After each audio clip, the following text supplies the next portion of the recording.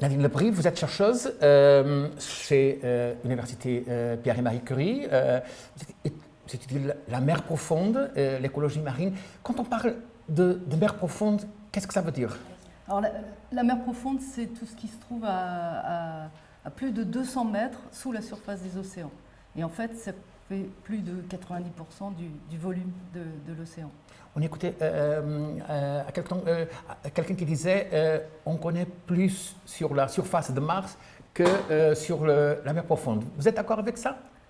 Oui, je pense que ça a été longtemps, en tous les cas, le cas, puisque les observations spatiales sont développées depuis longtemps. Et les efforts, par contre, pour observer l'océan et le fond des océans sont encore relativement limités, beaucoup plus difficiles à obtenir. Et on est encore dans un univers qui est très, très peu connu. Dans quel point nous sommes dans la connaissance de la mer profonde?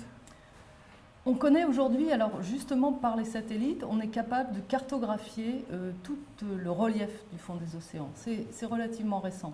Par contre, les écosystèmes des fonds des océans, ce qu'on sait, c'est qu'ils sont extrêmement divers, fonctionnant de manière très différente sur les monts sous-marins, sur les marges continentales, sur les canyons sous-marins. Et ça, on connaît très très mal encore. Ça, c'est combien de ce qu'il faut savoir? 10%? 20%? On pourrait dire 10%, et en étant optimiste, puisqu'en fait, il y a encore beaucoup de choses qui n'ont pas été découvertes. Tant de choses à découvrir. Et qui pourraient être de nouveaux écosystèmes qui pourraient être découverts très bientôt. Vous étudiez l'impact de la mer profonde sur le changement climatique. Il faut attirer l'attention du public, des dirigeants politiques sur ce thème-là? Oui, parce que l'océan est relativement peu représenté dans ces discussions sur le changement climatique. On sait que l'océan joue un rôle important, qui capture la chaleur et le CO2 qui est mis en excès dans l'atmosphère. On sait aussi que ce CO2, cette chaleur, sont stockés dans le fond des océans, dans les zones profondes. Par contre, on sait très peu quels vont être les impacts de ce rôle de l'océan sur le climat, sur le changement climatique, et en particulier des impacts cumulés de différents problèmes qui sont le réchauffement des eaux profondes, la désoxygénation des eaux profondes et l'acidification, c'est-à-dire le fait que ce CO2 va rendre le pH du fond des océans moins favorable aux espèces qui sont des espèces qui forment des squelettes calcaires, par exemple, comme les coraux profonds. Quel type de message il faut transmettre au public, aux dirigeants politiques? On a déjà le bon message, il faut changer le message. Qu'est-ce que vous croyez? Je pense que le message, il faut le construire. Il commence à peine à être Quel type de transmis. Message? Le message important, c'est que l'océan profond joue un rôle majeur dans la réponse de l'écosystème Terre au changement climatique et doit être pris en compte. Que ce rôle de mitigation, comme on dit, du changement climatique induit des impacts sur des écosystèmes qui, eux-mêmes, jouent un rôle important pour nos sociétés humaines en termes de services écosystémiques. Ça peut être la pêche, mais ça peut être aussi d'autres effets, d'autres rôles qui sont assurés par ces écosystèmes.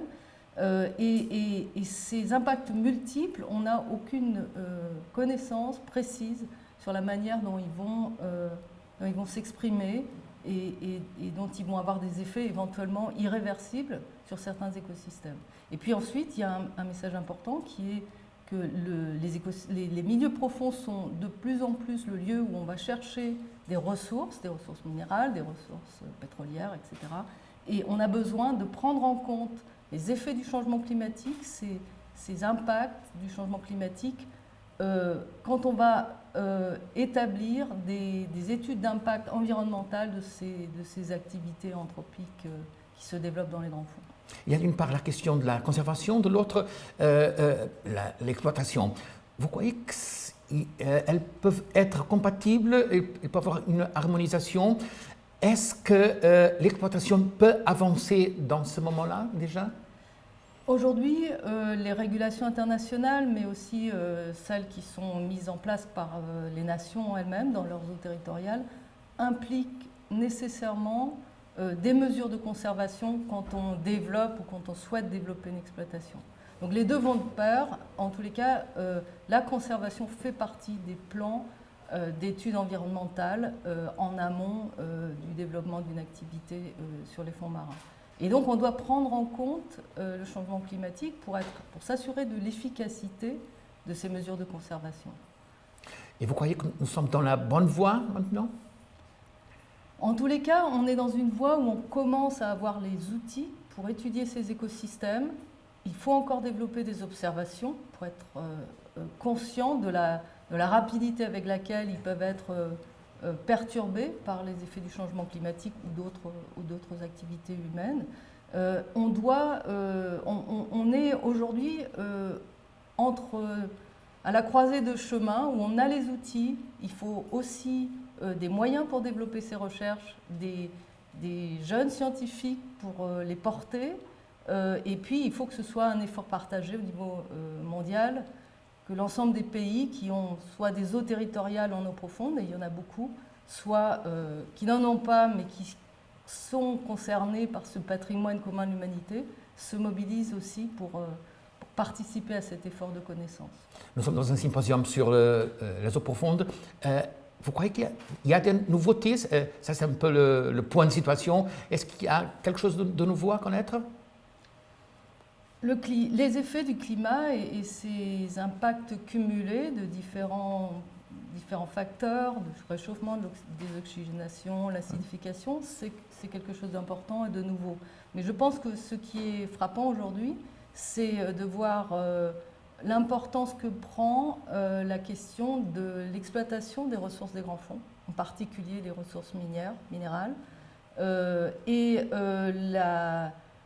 le rôle que la communauté scientifique est prête à jouer pour que toute la connaissance soit disponible pour développer ou non cette activité, mais dans un contexte où on évite des dommages irréversibles sur les écosystèmes profonds et sur leurs services, avec évidemment la possibilité d'évaluer les avantages et les inconvénients, les bénéfices de différents types de services qui sont apportés par ces écosystèmes et faire les bons choix. Nous sommes tout près de COP21, justement à Paris.